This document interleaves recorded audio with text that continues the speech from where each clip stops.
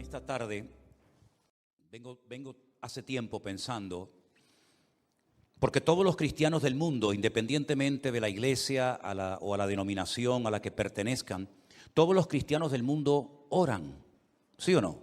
Todos oran, unos más, otros menos, mejor o peor, pero todos los cristianos de todas las iglesias del mundo oran. Algunos, para ellos la oración es solamente pedir, pedir y pedir. Y si no tienen nada que pedir o si no tienen un problema, no oran, porque para ellos solamente la oración es pedir. Otros han descubierto que la oración no solamente sirve para pedir, sino también para dar gracias, para alabar a Dios, para tener comunión con nuestro Dios.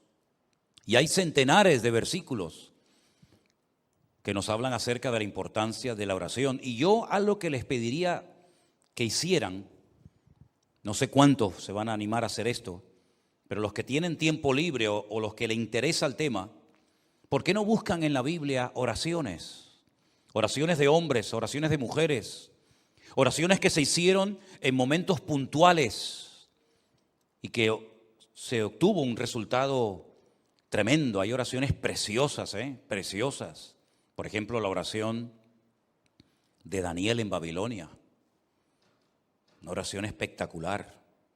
La oración, por ejemplo, que elevó el pueblo de Dios en momentos de urgencia nacional en los tiempos de la reina Esther.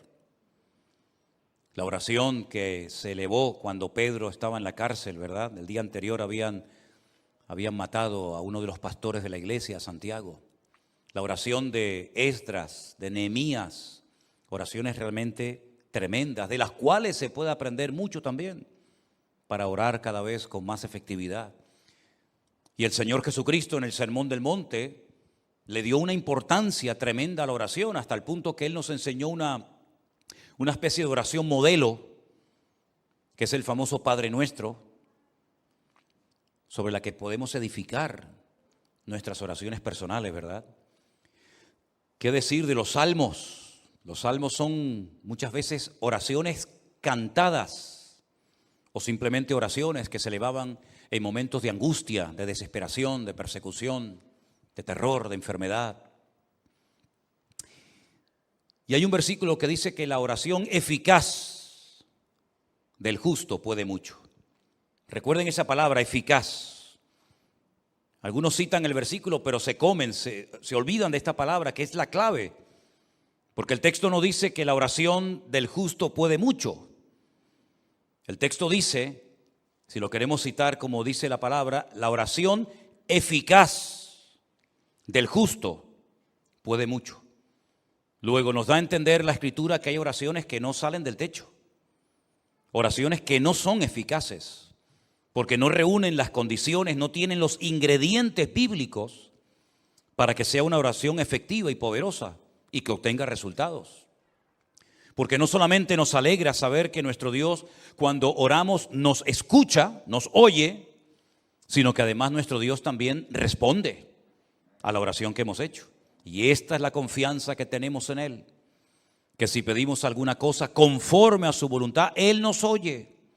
Y si nos oye, sabemos que tenemos las peticiones que le hayamos hecho, ¿verdad? También dice la Biblia, y ustedes conocen esa palabra que dice, no reciben porque piden mal. Luego hay una forma de pedir, pero mal. Y entonces, como es una forma de pedir incorrecta, no recibe respuesta, no recibe resultados.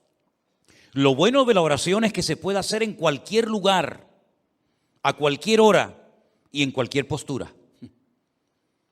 Por ejemplo, es curioso notar que cuando fue derramado el Espíritu Santo en el día de Pentecostés, Hechos capítulo 2, estaban orando juntos, sentados.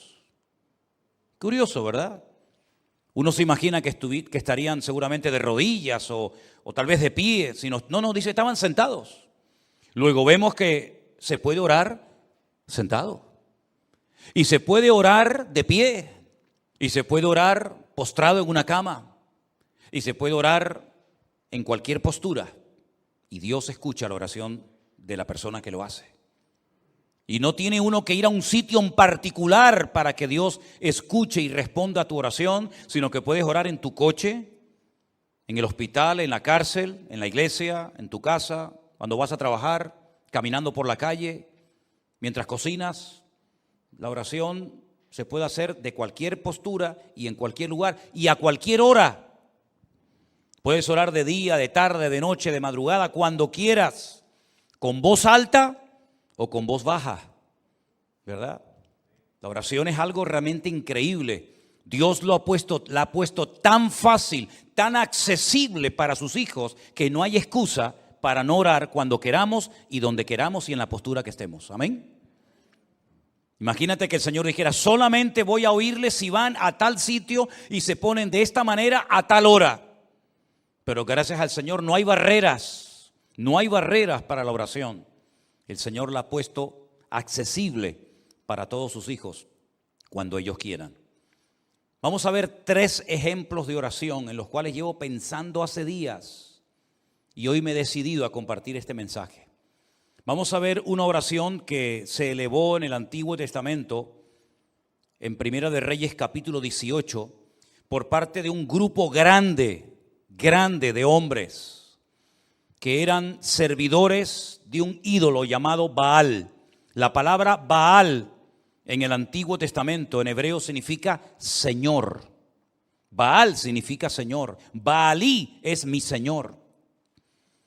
Es decir, que se le puede llamar a Dios Baal, no, porque la palabra para Señor, para nuestro Dios es Adonai, Adonai.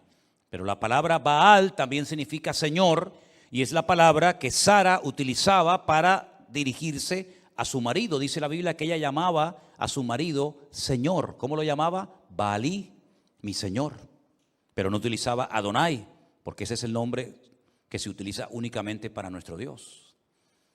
Y estos hombres oraban y hacían una serie de cosas que aparentemente eran muy llamativas, pero no eran oraciones eficaces. No obtuvieron resultado. Es más, hicieron el ridículo, pero ni aún así reconocieron que se estaban equivocando en su forma de orar y a quién dirigían sus oraciones. Primera de Reyes capítulo 18, encontramos a Elías en una cordillera montañosa al norte de Israel, cerca de la costa, llamada la cordillera o el Monte Carmelo, donde hoy en día hay un mirador muy bonito al cual me gusta llevar a los hermanos cuando van a visitar a Israel, porque desde una azotea hay una panorámica espectacular. Yo creo que es una de las visiones más hermosas del mundo. Es el Valle de Meguido, donde se va a llevar a cabo la famosa batalla de Armagedón. Y es una visión tremenda, porque desde esa azotea puedes explicar casi 3/4 partes de la Biblia. Allí dices: mira, allí se produjo la muerte de Saúl y de sus hijos por mano de los filisteos. En aquel monte fue la transfiguración del Señor Jesucristo cuando se apareció Moisés y Elías. Mira, ¿ves allí? Allí fue donde peleó Débora, Barak, Sísara en la batalla, ¿verdad? Mira, ¿ves aquello? Aquel es el famoso monte Hermón, allá a lo lejos, que menciona el Salmo 133. Y puedes explicar muchas cosas de la Biblia. Y por supuesto cosas que van a ocurrir en el libro del Apocalipsis, según se nos relata. Y en ese monte, Elías convocó a todo el liderazgo del culto falso a Baal.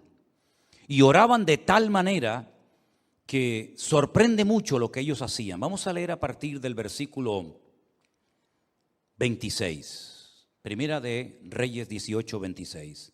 Ellos tomaron el buey que les fue dado y lo prepararon.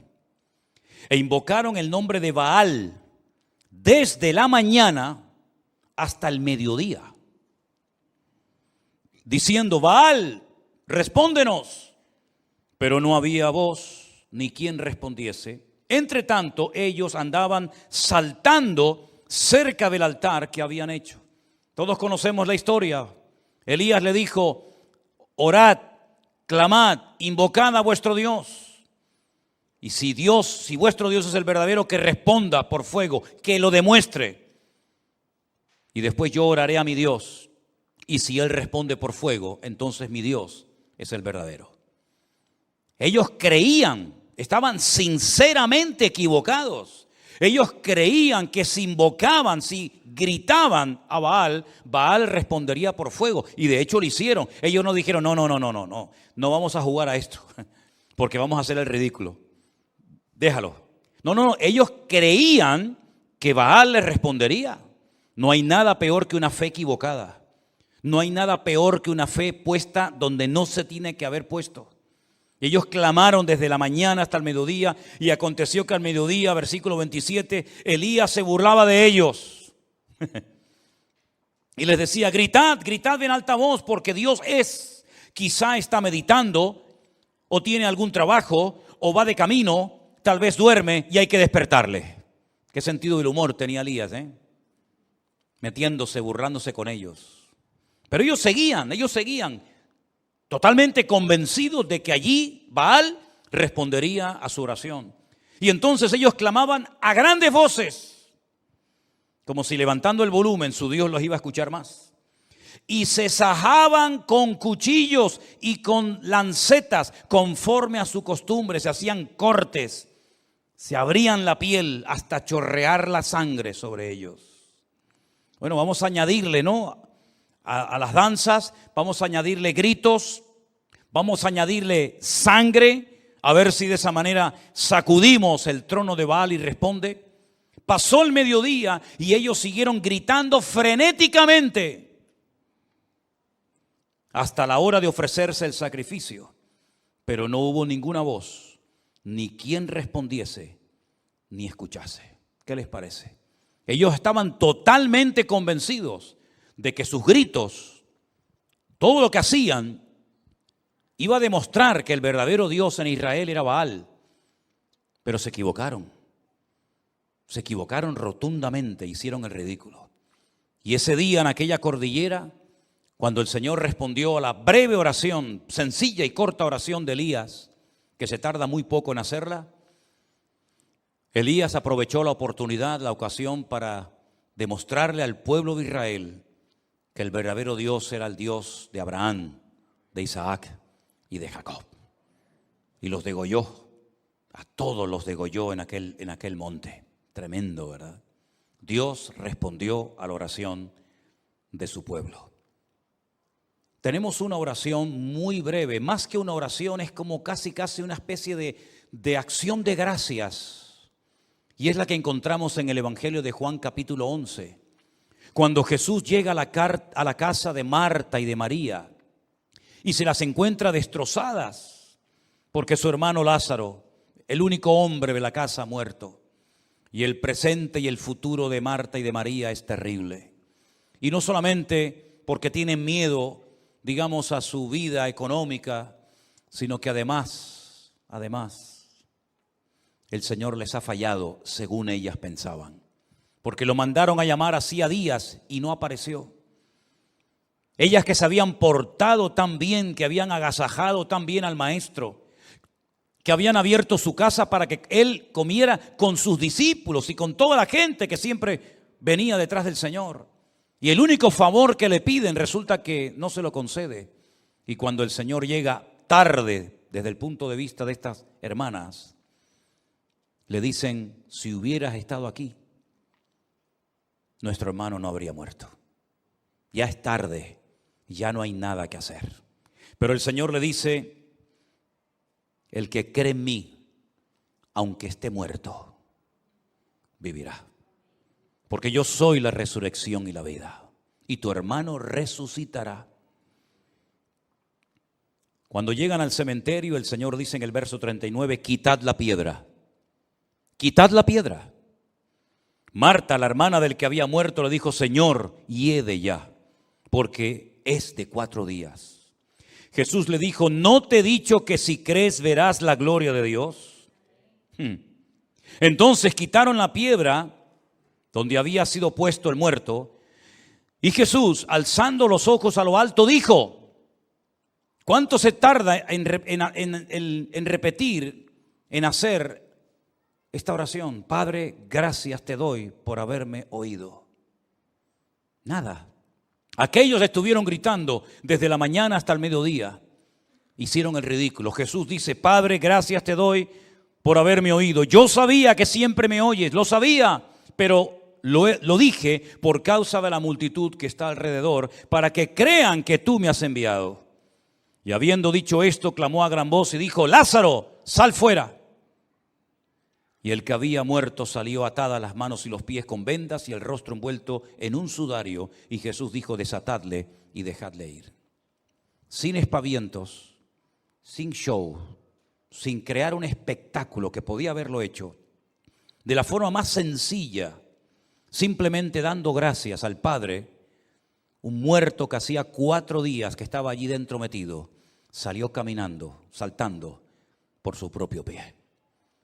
Algo tienen estas dos oraciones que hemos visto, que es lo que podríamos llamar o clasificar como oraciones eficaces. Los otros no obtuvieron resultados. Los otros perdieron el tiempo. Elías con una breve oración y Jesús simplemente dando gracias obtuvo más que 450 hombres haciéndose daño, gritando como locos y haciendo un espectáculo que fue un auténtico ridículo y que no sirvió absolutamente para nada. Pero una de las oraciones que más me ha llamado a mí la atención es la que hace una mujer. Una mujer que lo lleva pasando muy mal hace años. Y yo he estado esta semana leyendo y estudiando palabra por palabra. Lo he leído en español, lo he leído en hebreo. He consultado 4, 5, 6 o 7 versiones diferentes y he disfrutado muchísimo de la oración de Ana en 1 Samuel capítulo 1. Vamos a leer esta historia, por favor. 1 Samuel capítulo 1, verso 1 dice que había un hombre, un varón de Ramataim de Sofín, en el monte de Efraín, que se llamaba Elcana. Era hijo de Jeroboam, de Eliú, de Tohu, de Suf, Efrateo. Él menciona a todos sus antepasados. Y este hombre tenía 2 mujeres. Y la primera pregunta que surge es: ¿cómo es posible que un creyente ya a estas alturas de la vida, sabiendo lo que la Torá enseñaba y sabiendo que Dios creó a un hombre para una mujer y a una mujer para un hombre, cómo es posible que a estas alturas de la historia de Israel todavía haya personas que tengan varias esposas, en este caso 2? La poligamia en aquellos tiempos estaba muy arraigada a las culturas. Era muy normal que un hombre tuviera varias mujeres. Incluso Elcana, que era un adorador del Dios vivo y verdadero, no se conformaba con una, sino con 2. Luego también tenía 2 suegras, no solamente 2 esposas. El nombre de una era Ana y el nombre de la otra Penina. Y Penina tenía hijos, mas Ana no los tenía. Ahora, había una costumbre que cuando un hombre tenía varias esposas, a una la tenía única y exclusivamente para presumir de lo hermosa que era, y a las otras las tenía para parir hijos, para que de esta manera, digamos, que se pudiera conservar mejor físicamente. Pero también en la cultura de la época, una mujer estéril, una mujer que no podía dar a luz hijos, en aquella época se consideraba una maldición, porque Dios es el dador de la vida y es el que impide, o el que ellos creían que impedía, que una mujer fuera estéril. Pero Ana, como buena creyente que era, sabía que en el pasado mujeres estériles como ella habían sido sanadas milagrosamente por el poder de Dios. Y la primera mujer que seguramente Ana tenía en su mente era la matriarca Sara, la esposa del patriarca Abraham, que siendo estéril y de avanzada edad, el Señor la visitó y tuvo a un hijo llamado Risa o Isaac. Y no solamente ella pensaba en Sara, sino después pensaba seguramente también en la esposa con la que se casó Isaac, que por cierto también fue estéril, Rebeca. Pero el Señor, dice la Biblia, que la sanó cuando su marido oró por ella. Y después quedó embarazada de 2 hijos, gemelos, Jacob y Esaú. Y curiosamente, la tercera generación, Raquel, también es una mujer estéril, pero era la mujer que Jacob amaba con toda su alma y con todo su corazón. Y Dios la sanó y tuvo 2 hijos de ella, José y Benjamín, y murió en el parto de uno de ellos. Así que ella sabía perfectamente que si Dios quería, la podía sanar, como sanó a estas 3 mujeres y como sanó a la madre de Sansón y probablemente a alguna otra mujer que ni siquiera menciona en la Biblia. Ahora, lo interesante de la historia es que todos los años, versículo 3, aquel varón, es decir, Elcana, subía de su ciudad para adorar y ofrecer sacrificios al Señor de los ejércitos en Shilo. En aquel tiempo el tabernáculo estaba en aquel lugar llamado Shilo, donde estuvo muchísimos años.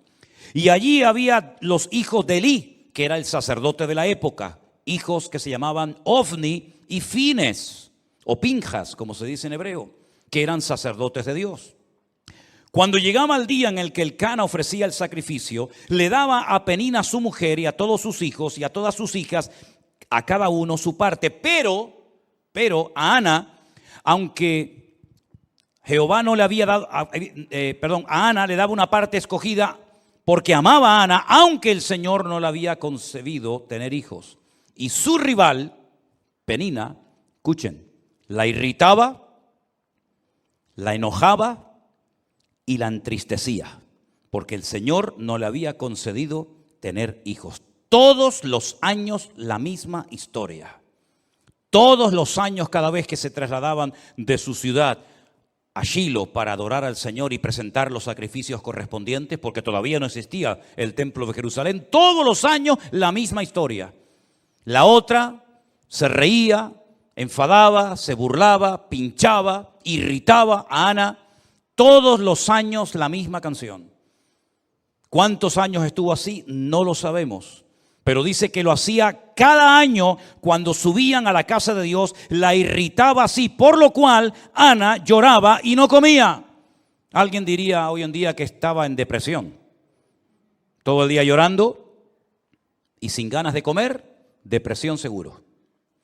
Y ahora resulta que el cabeza del hogar, el responsable de la vida de ese hogar, su marido, Elcana, le hace varias preguntas a su esposa. La primera, ¿por qué lloras? ¿Por qué no comes?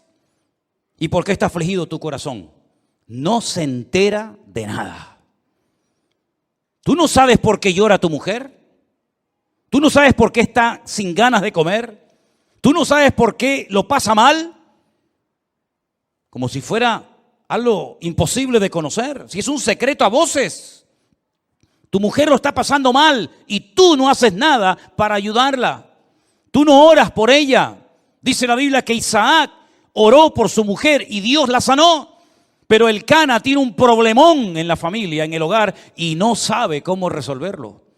Y no hay nada peor que un hombre en una casa ciego y sordo espiritualmente hablando, que no sabe cómo resolver los problemas espirituales de su hogar, que no sabe cómo actuar como un hijo de Dios, y que lo único que sabe es ¿por qué? ¿Qué te pasa? ¿Por qué estás todo el día llorando? ¿Por qué no quieres comer? Dice, ¿por qué está afligido tu corazón? ¿No soy yo mejor que 10 hijos? Pues no, sinceramente no. Tú no eres mejor que 10 hijos. Todos los años la misma situación. Una mujer creyente que lo está pasando mal, que tiene un marido que es un 0 a la izquierda, que no se entera de nada y que encima venga a preguntar y venga a preguntar y venga a preguntar, pero no hace absolutamente nada para cambiar la situación. Pero el verso 9, algo pasó en la vida de esta mujer que lo cambió todo. Dice, se levantó Ana. Dijo, basta, ya no aguanto más. Voy a salir de mi círculo vicioso, de lloriqueo, de lamento, de enfado, de desánimo. Y dijo, basta, me levanto y voy a hacer lo que tengo que hacer hace muchos años. Se levantó, Después que hubo comido y bebido en Silo, y mientras el sacerdote Elí estaba sentado en una silla junto a un pilar del templo del Señor, ella con amargura de alma oró al Señor y lloró abundantemente. ¿Cuántos dicen amén? Está mal, lo está pasando mal, pero ha dicho basta. ¿No dice la Biblia, ya es hora de levantarnos del sueño? ¿Sí o no? Levántate tú que duermes y te alumbrará Cristo. Todos los años lo mismo, la otra pinchándote, burlándose de ti, riéndose de ti, haciéndote la burla, pasándolo mal. Y cuando llegas a tu casa, después de haber llorado, después de no haber comido, tienes que esperar otra vez la misma canción el próximo año. ¿Y cuántos creyentes, por no rebelarse contra su actitud o contra su situación o su círculo vicioso, llevan años arrastrando una pena, una atadura espiritual, o llámalo como quieras, y la situación no cambia, siempre lo mismo, siempre lo mismo. Cuando no lloras, no comes. Cuando no comes, no lloras. Y cuando lloras, no quieres vivir. Y cuando no quieres vivir, y es algo que te tiene como atrapado, te tiene como un esclavo. Reconoces tu necesidad. Eres una persona creyente, lees la palabra de Dios, vienes a la iglesia, pero siempre estás con lo mismo. Y Ana dice que se levantó, y ese se levantó indica basta ya, estoy harta de esto. No voy a seguir toda la vida llorando y lamentándome porque no he sacado nada y se me está yendo la vida. Y lo que yo quiero es que Dios tenga misericordia de mí y me ayude, porque con mi marido no se puede contar para nada. Y con el sacerdote Elí, menos todavía. Aquí el único que me puede ayudar y levantarme y cambiar la vida es mi Dios. Y a Él voy a clamar, y a Él voy a orar, y voy a deshogarme delante del Señor. Y si Dios no me responde, pues por lo menos lo intenté. La historia sigue diciéndonos que hizo un voto. Hizo un voto, una promesa. Le dijo a Dios, Dios de los ejércitos, si tú te dignares mirar a la aflicción de tu sierva, y te acordares de mí, y no te olvidares de tu sierva, sino que me dieres un hijo varón, yo lo dedicaré al Señor todos los días de su vida, y no pasará navaja sobre su cabeza. Ese era un voto de nazareo, una persona consagrada solamente para el Señor. Mientras ella oraba largamente delante del Señor, Elí la estaba observando y veía que se le movía la boca. Pero Ana hablaba en su corazón. Solamente se movían sus labios y su voz no se oía. Y Elí la tuvo por ebria. Tiene menos discernimiento que un mosquito este hombre. Si el marido era un inútil con el cual no se podía contar para nada, con Elí menos todavía. Porque supuestamente este es el hombre de Dios. Supuestamente este es el sacerdote. Supuestamente este es el varón de Dios que está ahí para ayudar a la gente. Peor todavía. Piensa que está ebria, piensa que está borracha. No grita frenéticamente como aquellos en el Monte Carmelo. No está haciendo allí un show y un espectáculo que no sirvió para nada, sino que está orando una oración poderosa, pero que nadie oyó. Porque dice que movía su boca, pero donde ella hablaba era con su corazón delante del Señor. Luego aquí hay un secreto, que no hay que pegar voces para que Dios te oiga. Porque Dios no está sordo. A los sordos hay que hablarle fuerte, porque si no los pobrecitos no te oyen. Pero a nuestro Dios no le grites, porque a Dios no se le grita.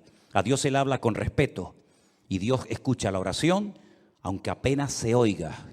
Y aunque a esta pobre mujer la tengan por ebria. Entonces ella le dijo, versículo 14, entonces le dijo Elí, ¿hasta cuándo estarás ebria? Digiere tu vino. Y Ana le respondió diciendo, no, Señor mío, yo no soy una mujer, yo soy una mujer atribulada de espíritu. Fíjate en la condición que está orando, está amargada, está atribulada, está hecha polvo, está depresiva, está amargada, está mal, pero ora. Que nada te impida orar al Señor, que tu pena, tu tragedia, tu dolor, tu herida, que no te impidan elevar tu oración a Dios. Porque desde la angustia invoqué al Eterno y el Eterno me respondió, dice la Biblia. Aleluya. Dice, no he bebido vino ni sidra, sino que he derramado mi alma delante del Señor. ¿Cuántos dicen amén? Gloria a Dios. Ahí está la clave. Ahí está el secreto. Derramó su alma delante del Señor. No tengas a tu sierva por una mujer impía, porque por la multitud de mis congojas y de mi aflicción he hablado hasta ahora. Ahora, a mí me llamó la atención el término que ella utiliza. Miren que he leído versiones, y en ninguna versión, por lo menos en español, dice o se traduce lo que dice en el texto hebreo. Aquí dice: no tengas a tu sierva por una mujer impía. En otras versiones he leído por mujer mala, en otras versiones mujer pecadora, en otras mujer perversa, pero en ninguna se ha traducido lo que dice en el texto original, que dice: no tengas a tu sierva por una bat Belial. La palabra bat en hebreo significa hija, y Belial es un nombre que recibe Satanás en la Biblia. ¿Dónde lo encontramos en el Nuevo Testamento? No os unáis en yugo desigual, porque ¿qué comunión tiene la luz con las tinieblas? ¿O qué comunión tiene Cristo con Belial, con Satanás? Ella está diciendo: yo no soy una hija de Satanás. Aquí lo han traducido por mujer impía, pero realmente dice: yo no soy una hija de Satanás. Y entonces él le responde: ve en paz, y el Dios de Israel te otorgue la petición que has hecho. Aquí hay algo muy interesante que tengo que parar un momentito para explicarlo. Ella dice: yo no soy una bat Belial, yo no soy una hija de Satanás. Pero pasa en la página y en el capítulo 3, capítulo 2, versículo 12, 2, versículo 12, los hijos de Elí eran hombres impíos.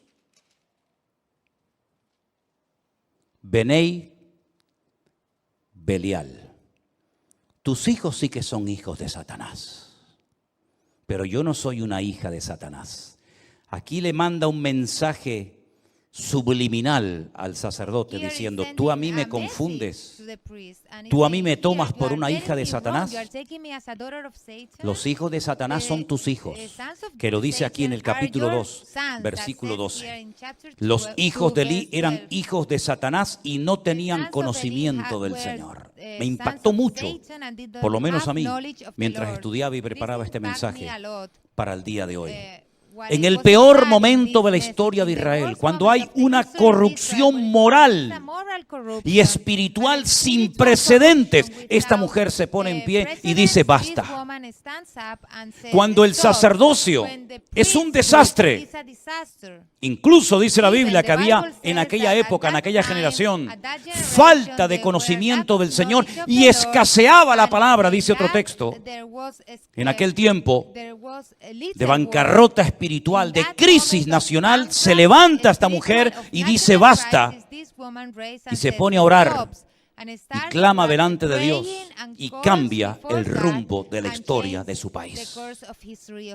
Porque algo que Dios ha hecho a lo largo de la historia es, en el peor momento político, económico y espiritual de un pueblo, es cuando Dios levanta a un Salvador, a alguien, para que marque una diferencia y le indique al pueblo de Dios por dónde tiene que ir y por dónde no tiene que ir.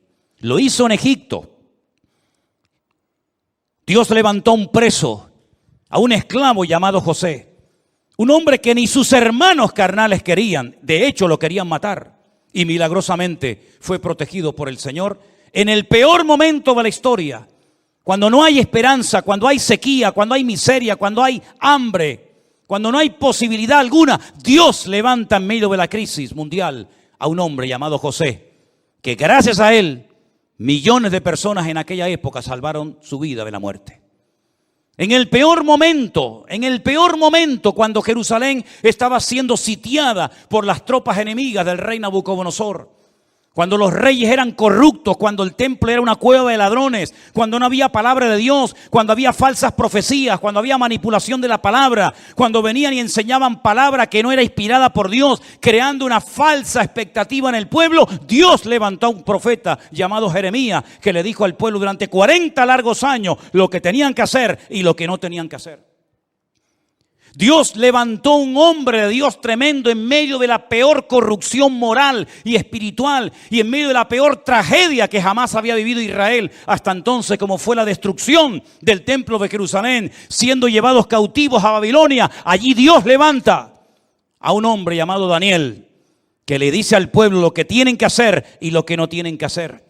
Cuando el peor imperio de toda la historia de la humanidad, un imperio corrupto, sin piedad, sin misericordia, que mataba a la gente por cualquier cosa, el imperio romano, cuando el pueblo de Israel estaba con la soga al cuello, oprimido, pagando tributos que era imposible poder pagarlos, Dios levantó un Salvador que fue nuestro Señor Jesucristo en medio de la peor crisis histórica y política y espiritual de la historia de la humanidad.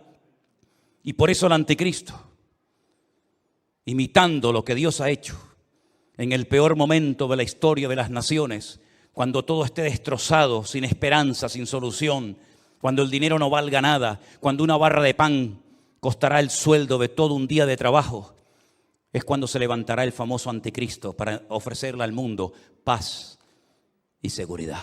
¿Qué te parece? Es en los peores momentos de la historia, cuando escasea la palabra, cuando hay corrupción en el liderazgo, cuando hay falta de palabra, cuando hay manipulación de las escrituras, cuando hay abuso de poder, cuando es un tiempo de bancarrota y de crisis espiritual, Dios siempre levanta a alguien para que marque una diferencia y le diga al pueblo, no es por ahí, no es esa forma, no es esa palabra, sino es por este sendero. Y Dios siempre levantará a alguien para que indique lo que tenemos que hacer en tiempos de crisis y tiempos de necesidad. ¿Cuántos dicen amén? Gloria a Dios por Ana, que se levantó y dijo, basta. Porque si ese año, con sus llantos, con sus lamentos, con su irritación, con su enfado, con su depresión, si hubiera vuelto otra vez a Ramataín, donde vivía Elcana y la otra, hubiera sido siempre lo mismo, y la historia se hubiera perdido al hombre que marcó una diferencia en la historia de Israel como yo creo como ningún otro. Porque es verdad que Samuel no hizo los grandes milagros de aquellos profetas como Elías y Eliseo. Nunca hizo flotar hachas que se habían hundido en el río y las hacía flotar como si fueran corcho. Nunca resucitó muertos ni limpió leprosos, como por ejemplo en el río Jordán fue sanado de la lepra de Naamán. Nunca hizo milagros espectaculares, pero Samuel entendió el corazón de Dios como nadie. Fue ese eslabón entre los jueces que ya no servían y entre esa futura monarquía que iba a llevar al país a una profunda depresión y a una crisis sin precedentes. Fue un hombre que marcó una diferencia y que siempre tuvo palabra de Dios específica para los hombres que querían agradar al Señor en aquella época. Fue el que preparó a muchos profetas que luego ayudaron a los reyes, ¿verdad?, como consejeros en el palacio, aquella escuela de profetas que estaba, por ejemplo, en Jericó.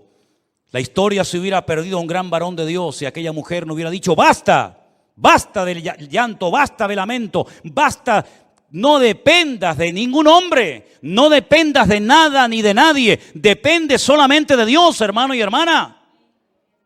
Mientras dependas de alguien, eres esclavo de ese alguien. Pablo dijo, o mejor dicho, el Señor dijo a través de la pluma de Pablo, cuando alguien es vencido por alguien, se hace esclavo de ese alguien. Y no te olvides nunca que el que paga, manda. Y a nosotros quien nos paga y quien nos sustenta, es el Señor es mi pastor y nada me faltará.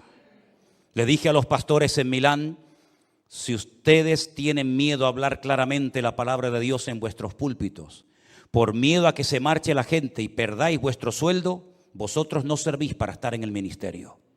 A este nivel de mensaje les estuve predicando a los pastores el otro día. No sé si alguna vez me volverán a invitar, pero me da exactamente igual. mientras dependamos de algo o de alguien, cuando ese algo o alguien nos falle, nuestra vida será un desastre. ¿Cuántos años dependió Ana de Elcana? Le solucionó los problemas reales Elcana a su mujer Ana. Lo único que le daba era, bueno, de vez en cuando le tiraba un hueso, ¿no? Dice que de vez en cuando le daba una parte escogida. Toma, Ana, para que te conformes, un poquito ahí de comida. Pero el problema real nunca supo solucionarlo, porque un hombre que no es de Dios no puede ser tu guía y tu sustentador y la persona que te cubra espiritualmente hablando. Elcana era un religioso que iba todos los años a Shilo a adorar a Dios, pero nunca supo solucionar el problema que tenía en su casa, que era una mujer deprimida. ¿Y por qué no supo solucionarlo? Porque las personas que no tienen una íntima comunión con Dios son ciegos, son torpes y no saben cómo resolver algo porque no tienen las herramientas espirituales para poder solucionarlo. Ella dijo, yo no voy a depender de mi marido, yo no voy a depender del sacerdote Elí, ni de sus hijos que son un desastre. Yo voy a clamar a mi Dios. Y clamó de una forma tan diferente, clamó de una forma tan profunda que no tenía fuerzas ni para abrir la boca. Pero el Señor oyó su clamor y al año siguiente Ana tuvo un gran gigante de la fe llamado Shemuel, que significa aquel que oye o que fue oído por nuestro Dios. ¿Cuántos dicen amén? No sé cuál es tu necesidad, no sé cómo es la situación espiritual de tu hogar, pero lo que sí sé es que el Dios que oyó el clamor de Ana es nuestro Dios. Y cuando estés en crisis, cuando estés en necesidad y en angustia, hagamos lo que nos dijo el Señor Jesucristo. Entra en tu aposento, cierra la puerta y tu Padre que te ve en lo secreto te recompensará en público.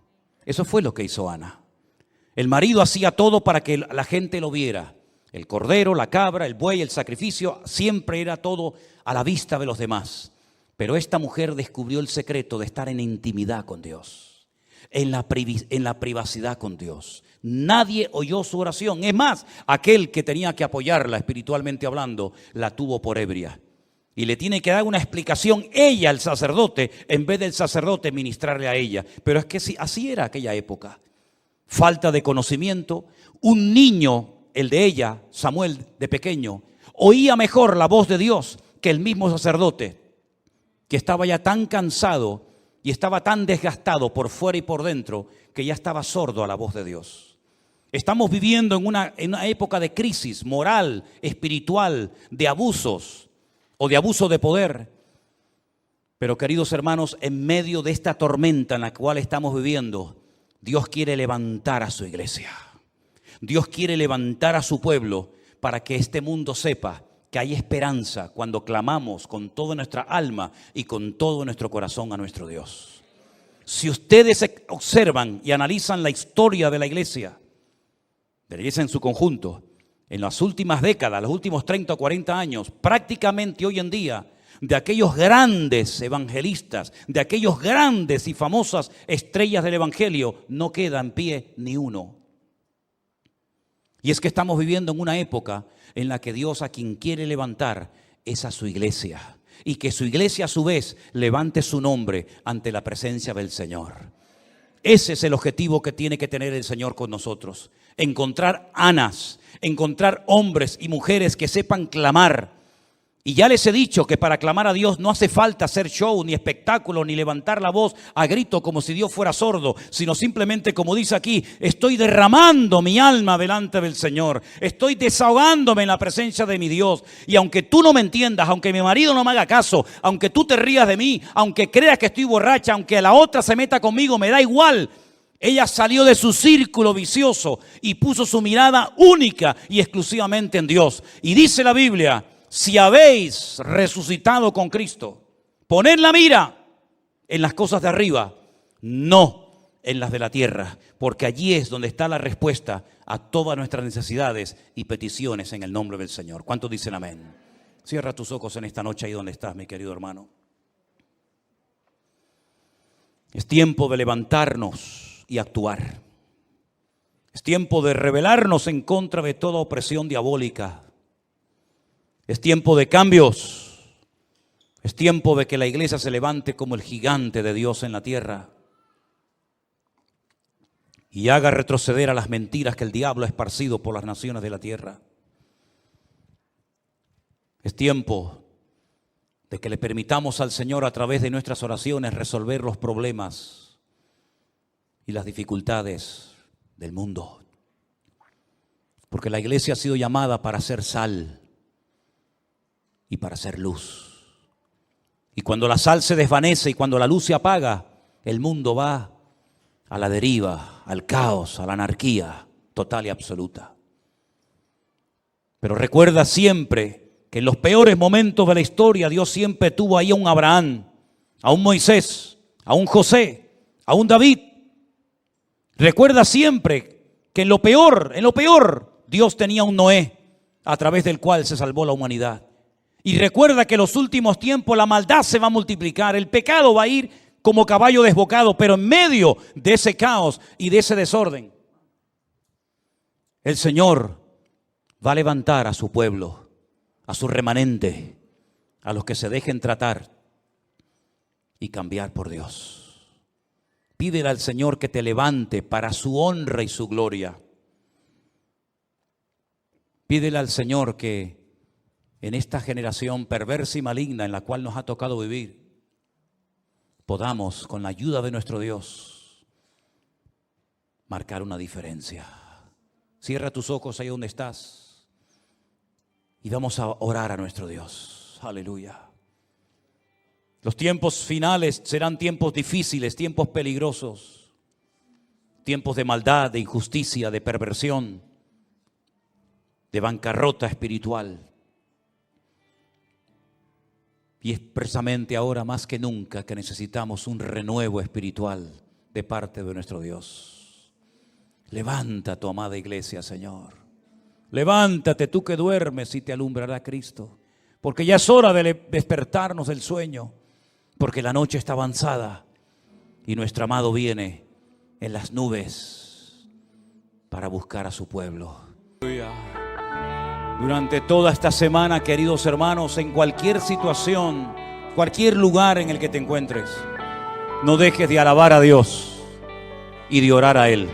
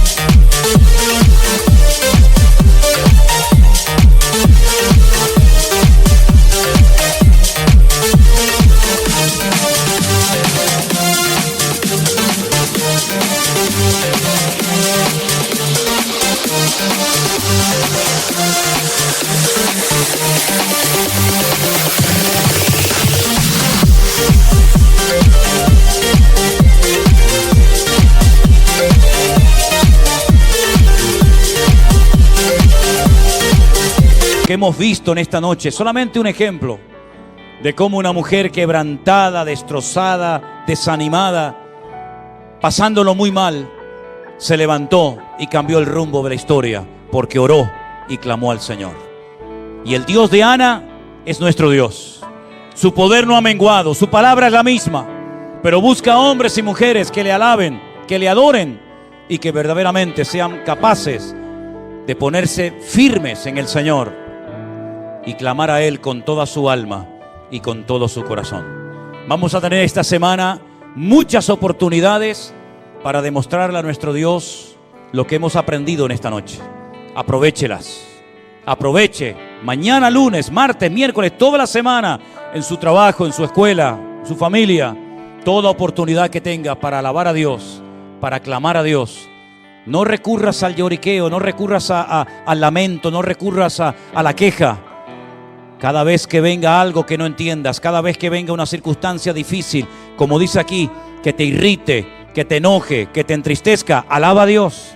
Ponte a orar, alaba a Dios, alaba al Señor, ponte a orar y vas a ver resultados, porque eso es lo que Dios quiere hacer en nuestra vida. Si no hubiera sido por esa situación terrible, Ana nunca se hubiera puesto en pie, jamás. Pero Ana llegó a un nivel en el que dijo, ya no aguanto más. A lo mejor tú todavía no has llegado ahí, A lo mejor diciendo, yo aguanto un poquito más, pues sigue aguantando. Pero cuando llegues al final y digas, ya no aguanto más, entonces es cuando Dios comenzará a sorprenderte, haciendo maravillas en la vida de todos y cada uno de ustedes. ¿Cuántos dicen amén? Gloria a Dios. Hoy sí queremos ya orar por Enrique y por Soraya, que se van ya esta semana para Estados Unidos.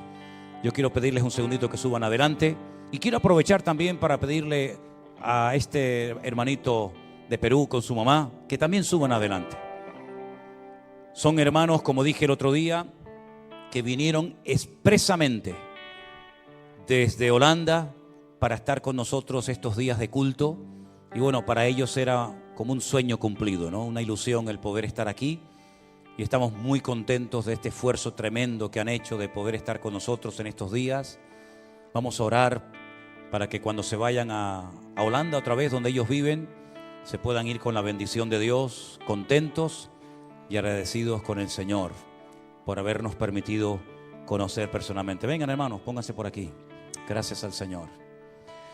Gloria a Dios. ¿Quieren decir algunas palabras para despedirse? Porque hoy es el último culto que están ustedes, ¿no? Así que, hermano, aprovechen. Amén. Gracias a Dios por toda esta oportunidad que me dio de poder alabar juntos.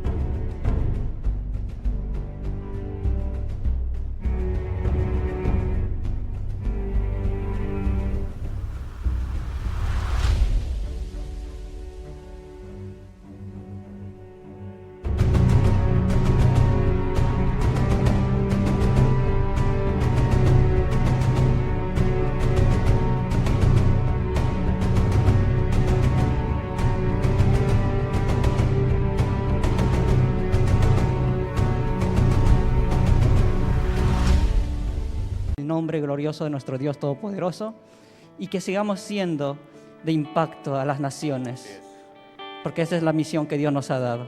Id y predicad el Evangelio a todas las naciones, en el nombre de nuestro Señor Jesucristo. Gracias por todo ese amor que nos han dado y por todo el amor y el cariño que podemos sentir. Lo bendecimos y le amamos en el amor del Señor Jesucristo. Gloria a Dios. Gracias, hermano.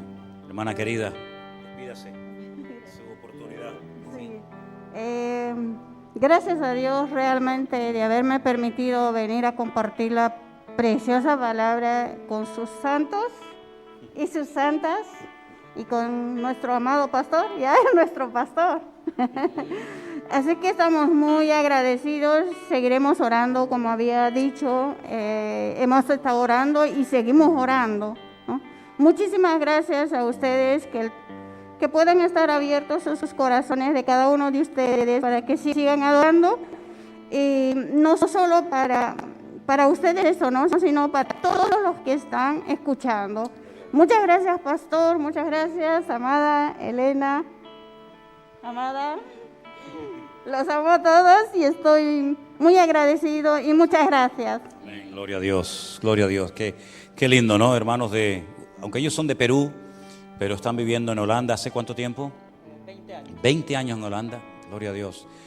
Pues ellos nos han conocido a través de las redes sociales y sintieron en su corazón venir para estar aquí con nosotros en estos días. Y la verdad que a mí todo esto me impacta tanto, ¿no? Porque hermanos que no conocíamos personalmente, que hayan sentido en su corazón, como otros que han venido a veces de Estados Unidos, de Francia y de otros lugares, para estar aquí en la iglesia con nosotros, realmente es algo muy, muy impactante, de lo cual tenemos que aprender mucho, todos. y cada uno de nosotros. De verdad, estaremos orando ahora por ellos. Y también nuestro hermano Enrique y su esposa Soraya salen esta semana para los Estados Unidos, donde van a estar viviendo. Y bueno, yo quiero que ellos se despidan y también vamos a orar por ellos para que el Señor los guarde en este viaje. Enrique. Dios los bendiga, hermanos. No quiero pensar que es la última vez. Afortunadamente está la iglesia virtual. Ya estuve en la iglesia virtual 3 meses, principio de este año, cuando estuve en Miami. Es una iglesia muy organizada, muy ordenada.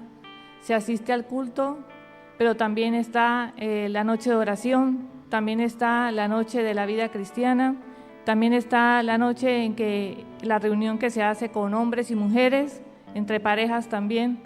Entonces, no voy a llorar, no voy a llorar, porque sé que voy a poder estar con la iglesia a través de la iglesia virtual. Y también sé, pastor, y su señora esposa, la hermana Elena, sé que Dios mediante vamos a poder vernos en los meses de abril y mayo, tengo entendido, ¿no? Espero, mayo y junio, espero poderlos ver y ojalá nos vemos en Orlando y en Miami, si es posible. Así sea, si es la voluntad de Dios, ¿verdad, Enrique? Sí, y la verdad que yo quisiera dar gracias a la familia pastoral, a todos, y a toda la iglesia por el acogimiento que hemos tenido aquí en la iglesia. No voy a decir nombres porque a lo mejor se queda uno detrás y después es el problema, ¿no? Y la verdad que nos hemos sentido muy bien, muy, ¿cómo decirlo? Han sido todos tan amables.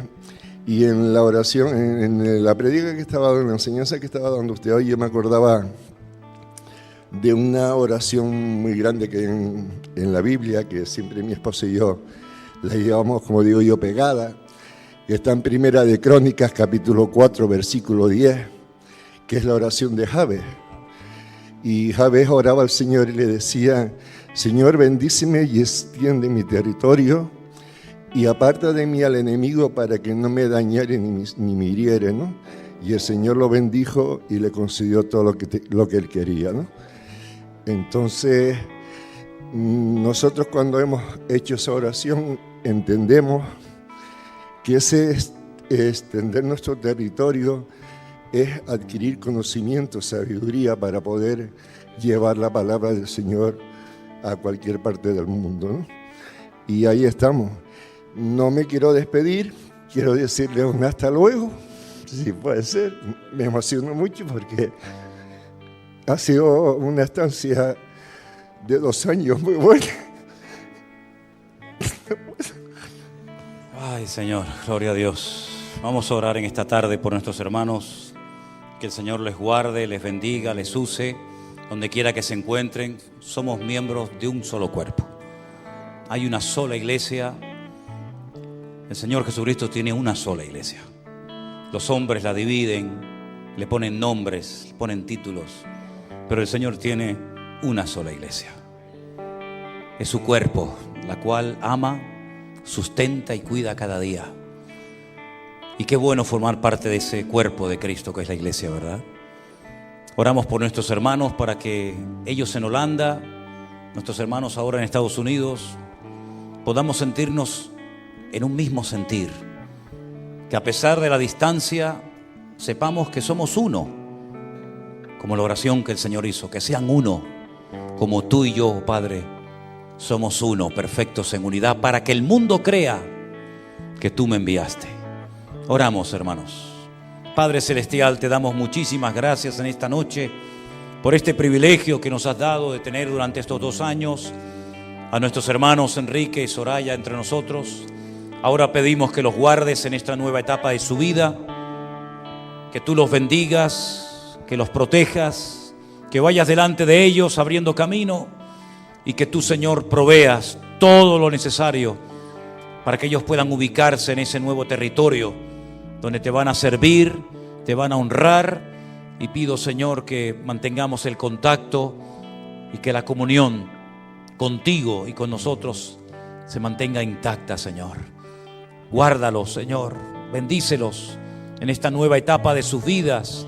con lo que se van a encontrar. Dale sabiduría, ve delante de ellos y allánales el camino y ensancha su territorio, Señor. Oh, gracias, Dios. También te pedimos por nuestros hermanos que han hecho un esfuerzo para estar estos pocos días entre nosotros. Este hermano con su madre, Señor, han venido de ese país donde llevan 20 años viviendo, pero donde nos han conocido a través de las redes sociales. Yo pido por ellos para que tú los guardes de regreso a sus hogares y puedan llevar, Señor, bendición, y puedan llevar tu palabra, y que tú los uses donde quiera que se encuentren. Y tú los has traído y tú los llevarás con tu bendición siempre, Dios mío. Bendecimos a estos hermanos, los encomendamos a ti para que tú los cuides y los sostengas siempre, protegidos, bendecidos, arropados por tu amor cada día, Señor. Gracias por sus vidas. A ti te daremos siempre la gloria y la honra por formar parte de tu gran familia, del cuerpo de Cristo que es tu amada iglesia. En el nombre bendito de Jesús. Amén y amén. Damos ese fuerte aplauso a nuestro Dios. Aleluya. Gloria a Dios. Y hermanos, aprovechen para despedirse de los hermanos que van a Estados Unidos, de los hermanos que se van a Holanda. Aprovechen para acercarse a ellos, para saludarlos, y sigamos orando nosotros por ellos y ustedes por nosotros. Y juntos caminaremos y avanzaremos en la obra del Señor. Dios les bendiga a todos. Están despedidos en el nombre del Señor.